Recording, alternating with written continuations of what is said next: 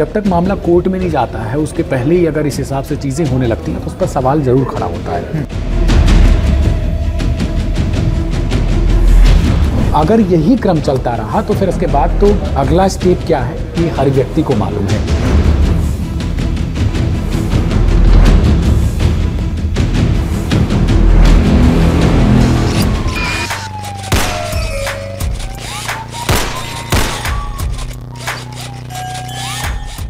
उत्तर प्रदेश में एक और एनकाउंटर हो गया है। अब जब भी राज्य में कोई बड़ी घटना होती है, कोई हिंसा होती है, तो फिर लोग स्वतः ही ये अनुमान लगाने लग जाते हैं कि हो सकता है कि इस घटना में भी एनकाउंटर हो ही जाए। इसी कड़ी में जो बहराइच मामला था जो काफ़ी दिनों से सुर्खियों में है, उस मामले में भी पुलिस ने दावा किया है कि इसके जो आरोपी हैं वो नेपाल की ओर भाग रहे थे और इस दौरान आरोपी उन पर क्रॉस फायरिंग करते हैं। जवाबी फायरिंग में पुलिस ने भी उनका एनकाउंटर किया और उनके पैरों में गोली लग गई। इस मामले में पुलिस ने 2 आरोपियों को अब जो है वो अस्पताल में भर्ती किया है। 2 आरोपियों का एनकाउंटर किया था जिसमें एक के दाएं पैर में और एक के बाएं पैर में गोली लग गई थी। अब क्या है ये पूरा मामला, इसी पर आज चर्चा करेंगे और आज की क्राइम कथा का एपिसोड भी इसीलिए थोड़ा सा अलग होने वाला है। हमारे साथ हमारे सहयोगी दिव्यांशु मौजूद हैं जो कि इस मामले में हमें पूरी जानकारी देंगे। दिव्यांशु, सबसे पहले तो मैं जानना चाहता हूँ कि पुलिस ने जो दावा किया है कि नेपाल की ओर भाग रहे थे, उसके बाद क्रॉस फायरिंग हुई और फिर उसके बाद जो है वो मुठभेड़ में पैरों में गोली चला दी, क्या है पूरा मामला? बिल्कुल, आमतौर पे जैसे पहले ही आपने बताया कि कोई भी घटना होती है यूपी में तो एनकाउंटर अब एक्सपेक्ट किया जाने लगा है जी।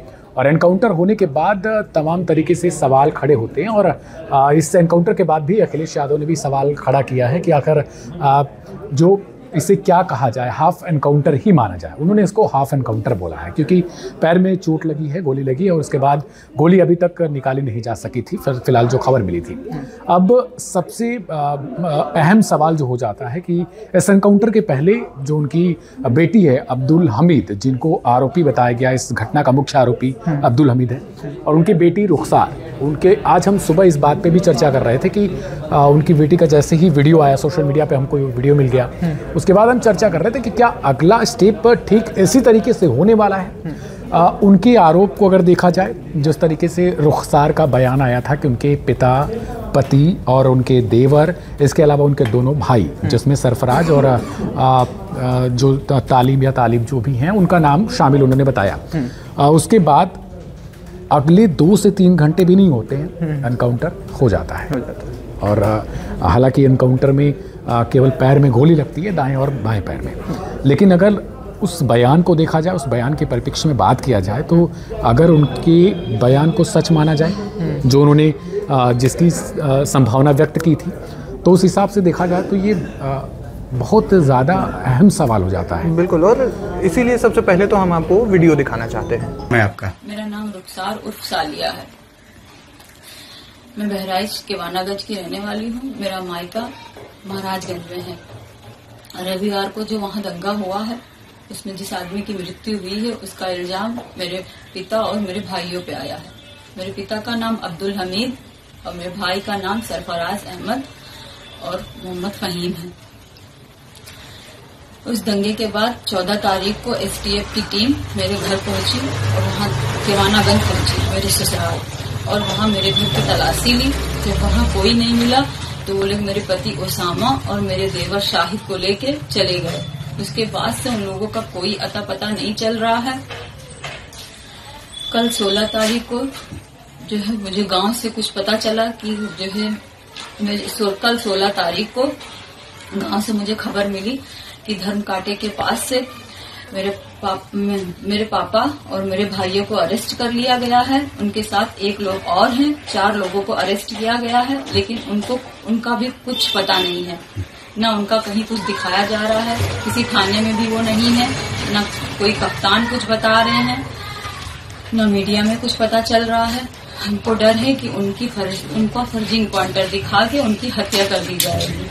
तो देखा कि आपने किस प्रकार से उनकी बहन ने पहले ही ये अंदेशा जताया था कि उनका जो है एनकाउंटर हो सकता है। अब इसके बाद से कुछ नए सवाल खड़े होने लगे हैं। विपक्ष ने भी इस पर निशाना साधा है और कहा इसको एक फर्जी एनकाउंटर कहा है। इस पर आप क्या कहना चाहेंगे? नहीं, विपक्ष का तो आरोप रहता ही है क्योंकि वो सत्ता पक्ष में नहीं है। लेकिन इस बात पे अगर गौर किया जाए कि जो अभी हमने बयान सुनवाया है रुखसार का, उस पर अगर देखा जाए तो जिस हिसाब से एक्सपेक्ट किया जाता है कि मतलब अगर कोई आरोपी बना तो उसके घर वालों को भी इस चीज़ का डर सताने लगता है। बिल्कुल। अगर यही क्रम चलता रहा तो फिर इसके बाद तो अगला स्टेप क्या है ये हर व्यक्ति को मालूम है। अब इसमें देखा जाए तो जिस हिसाब से ये घटनाक्रम तमाम तरीके से चल रही है, मंगेश यादव वाले में हमने देखा, इसके अलावा जो एक और एनकाउंटर हुआ था उसी घटना से जो सुल्तानपुर वाला मैटर था लूट का, उसमें अब जब तक मामला कोर्ट में नहीं जाता है उसके पहले ही अगर इस हिसाब से चीज़ें होने लगती हैं तो उस पर सवाल ज़रूर खड़ा होता है, क्योंकि अभी आपको पता नहीं है कि सामने वाला वास्तव में उसने उस चीज़ को अंजाम दिया है जिससे आपने जोड़ा है, क्या आपके पास ऐसा कोई सबूत लग गया है हाथ में, तो उस चीज़ को आप ले जाके कोर्ट में पहले पहुंचते हैं। कोर्ट ही तय करता है कि आखिर उस मामले में क्या एक्शन लिया जाएगा या फिर क्या सज़ा बनती है। लेकिन अगर उसके पहले ही एनकाउंटर जैसी चीज़ें होने लग जाएंगी तो ये अपने आप में कहीं ना कहीं बहुत बड़ा सवाल हो जाता है कि अगर एनकाउंटर के बाद पता चलता है कि वो नहीं था कोई और था, तब तो आप अगर एनकाउंटर में कोई व्यक्ति ढेर हो गया या उसको जो भी चीज़ें हुई, गंभीर रूप से घायल हुआ, चलने लायक नहीं बचा या फिर देखने लायक नहीं बचा, कुछ ऐसी अगर चीज़ें हो गई तो आप तो वो चीज़ें लौटा नहीं पाओगे। बिल्कुल। ये सवाल है विपक्ष का, यही सवाल विपक्ष कर रहा है कि एनकाउंटर इस तरीके से क्यों हो रहा है। अगर आपके पास सबूत हैं तो आप कोर्ट में ले जाओ, कोर्ट में उसे खड़ा करो, कोर्ट में ही सारी चीज़ें तय होंगी। एक जज ही तय कर सकता है कि सामने वाले को कौन सी सज़ा देनी है, यही विपक्ष सवाल कर रहा है। लेकिन इसमें ना एक वीडियो भी अब जो है वो सामने आ रहा है जिसमें कि पुलिस वो जो घायल है आरोपी है उसको ले जा रही है, उसके पैर में गोली लगी है और इस दौरान जो है आरोपी कहता है कि साहब ये गलती हो गई हमसे, आगे से नहीं होगा। और पुलिस फिर उसमें सवाल भी पूछती है कि ये जो है तुम क्रॉस फायरिंग कर रहे थे, इस दौरान ये सब घटना हुई, तो ये इस पर क्या? देखिए ये पूरी घटना मैं थोड़ा सा इस पर बता दे रहा हूँ। इसके पहले क्या क्या हुआ, दरअसल सुबह रुखसार का वीडियो आया था कि कल ही जो है वो 4 बजे के आसपास इनके पति, पिता, दोनों भाई और देवर को उठा के यूपी एसटीएफ लेके गई थी। अब अगर वास्तव में इसे माना जाए तो यूपी एसटीएफ यानी कि पहले ही इनको अरेस्ट कर चुकी थी, उनके दावे, इनको गिरफ्तार, हाँ उनके दावे के मुताबिक उनको अरेस्ट कर चुकी थी। तो क्या यूपी पुलिस अगले दिन जैसे ही ये बयान आता है उसके बाद जल्दबाजी में ऐसा कुछ किया जाता है? अगर उस बयान को सच माने तब कि क्या वास्तव में ऐसा कोई सीन बना या फिर जो उन्होंने हत्या की आशंका जताई थी या फेक एनकाउंटर की आशंका जताई थी, क्या वास्तव में इस तरीके की चीज़ें हुई? अगर उनका बयान सच होगा तब, बयान में अगर दावे हैं तो, क्योंकि उसी बयान के अगले 2 से 3 घंटे में ऐसी चीज़ें होती है। तो अगर मैं बार बार यही चीज़ कह रहा हूँ, अगर उनके बयान को ही सच मान के चला जाए तो फिर ये अपने आप में बहुत गंभीर सवाल है कि क्या पुलिस तब समझ जाती है कि ऐसी कोई चीज़ें हुई हैं और फिर एनकाउंटर होता है नेपाल भागने की फिराक में, जो 2 दिन से खबरें चल रही थी कि नेपाल भागने में। दूसरी बात कि नेपाल वो भागता कैसे? अगर पुलिस उस भीड़ में, जो भीड़ हमको दिखाई जा रही है, जो सोशल मीडिया पे वीडियो वायरल हुआ, कि तो पुलिस की लापरवाही थी खुद की कि आप भागने ही कैसे दिया आपने।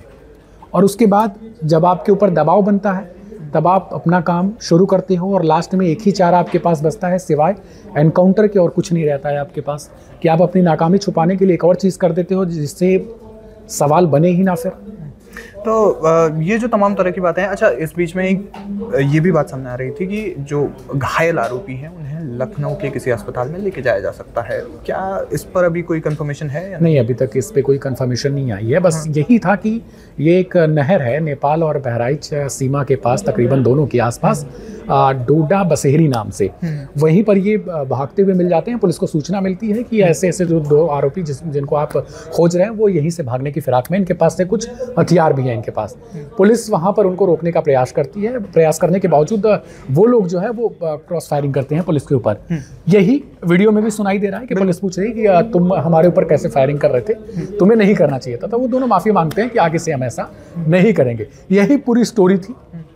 अगर पीछे के इनसाइड स्टोरी की हम बात करें तो जिस हिसाब से आरोप लगा है बहन ने या बेटी कहें अब्दुल हमीद की, उनकी जो बेटी है उन्होंने जिस हिसाब से आरोप लगाया उस हिसाब से देखें तो फिर ये अपने आप में बहुत अहम सवाल है। बिल्कुल, और अहम सवाल ज़रूर है। और फिलहाल जो है आगे क्या कार्रवाई की जाएगी ये भी देखना दिलचस्प होगा। विपक्ष इसमें लगातार सवाल उठा रहा है और साथ ही साथ ये जो पूरा जो घटनाक्रम है, एनकाउंटर जो हुआ है उसमें तमाम सवाल उठ रहे हैं, और ये जो भी सवाल उठ रहे हैं, इन सारे सवालों के जवाब लाइव हिंदुस्तान आपको देता रहेगा। यानी कि लाइव हिंदुस्तान पर इस घटना की आप पल पल की अपडेट देख सकते हैं। फिलहाल इस क्राइम कथा के इस एपिसोड में इतना ही। आप बने रहिए हमारे साथ, देखते रहिए लाइव हिंदुस्तान।